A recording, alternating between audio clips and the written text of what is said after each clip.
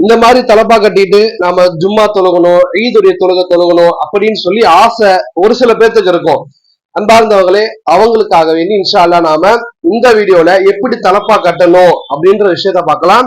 இப்ப லைவா நான் உங்களுக்கு சொல்லித்தரேன்.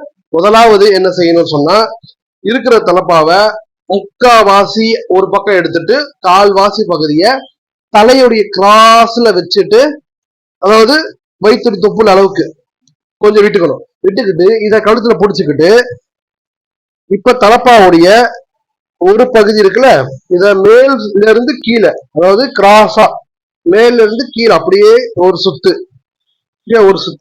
ரெண்டாவதும் அதே மாதிரி மேல இருந்து கீழே ரெண்டாவது சுத்து, மூணாவது சுத்து என்ன பண்ணணும்னு சொன்னா, எப்படி செஞ்சோமோ அதுக்கு மாற்றமா கீழே இருந்து இப்ப இந்த சைடு மேல போறோம், கீழே இருந்து இந்த சைடு மேல போறோம். மேல எடுக்கும் போது இந்த கட்டிங் வந்து நம்ம பாத்துக்கணும் கரெக்டா கிராஸ் ஆகுதாண்டு.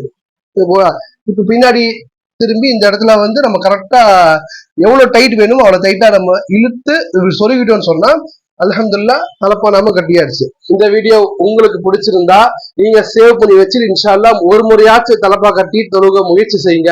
உங்களுடைய ஃப்ரெண்ட்ஸ் அண்ட் ஃபேமிலிக்கு ஷேர் பண்ணி அவங்களுக்கும் இந்த மாதிரி செய்ய ஆர்வம் ஊட்டுங்க. அஸ்ஸலாமு அலைக்கும் வரஹ்மத்துல்லாஹி வபரகாத்துஹு.